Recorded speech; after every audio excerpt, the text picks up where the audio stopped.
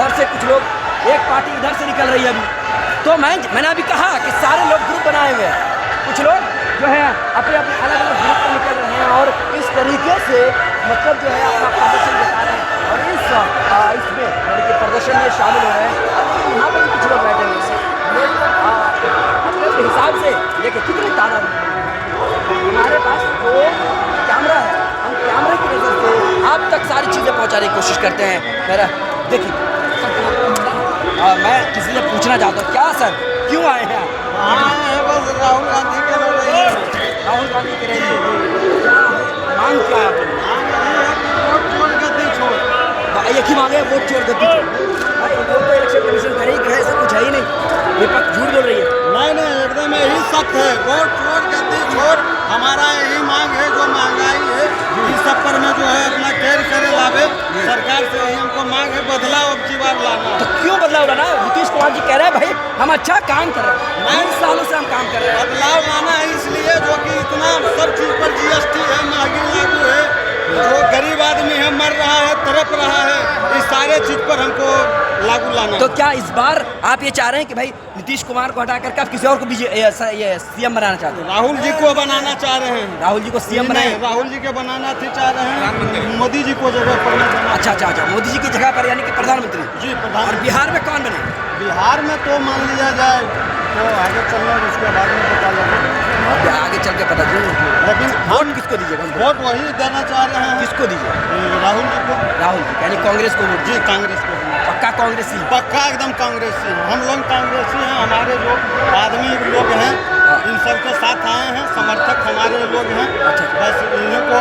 ऐसा तो नहीं है कि किसी ने पैसा दिया तब आए? नहीं एकदम बेखौफ, किसी को पैसा नहीं, घुसखोर नहीं, एक भी नहीं है। जो भी आए हैं अपना एकदम स्वयं से, हमारा ये जुनून है, हमारा ये जलवा है कि अब की बार में जो है राहुल जी को लाना है। राहुल जी को इस बार लाना है? इस बार लाना है, इसलिए प्रधानमंत्री भी तो प्रधानमंत्री नरेंद्र मोदी जी को अच्छा काम कर रहे हैं।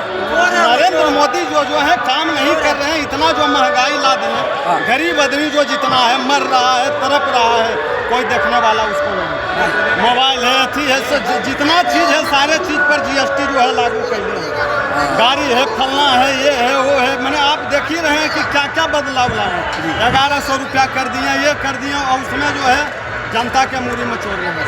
ये बात है। आप क्या बोल रहे थे सर? प्रधानमंत्री नरेंद्र मोदी अच्छा काम कर रहे हैं। चोर है वो।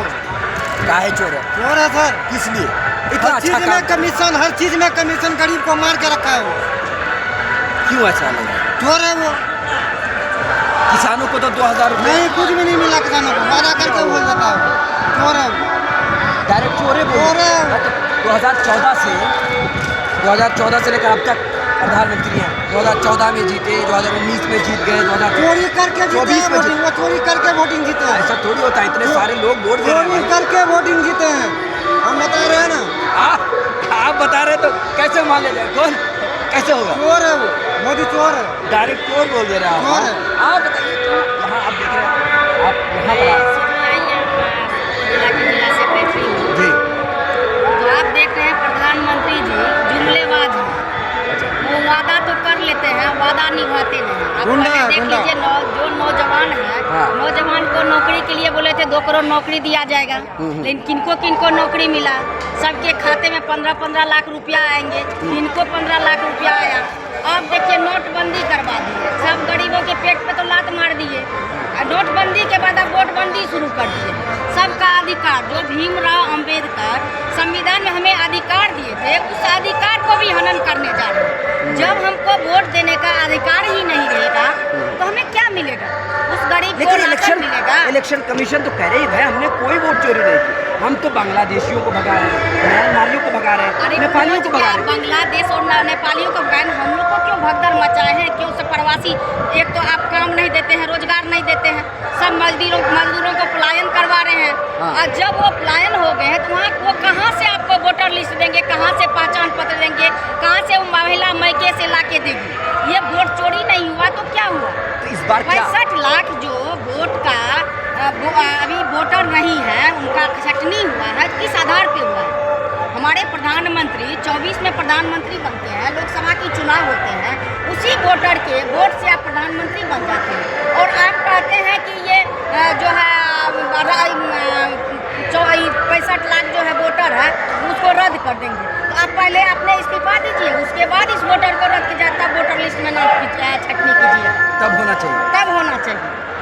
चलिए, ये सरकार जुमलेबाज है, धोखेबाज है, भ्रष्टाचार बढ़ गया, अफसरशाही इस सरकार में बढ़ी है।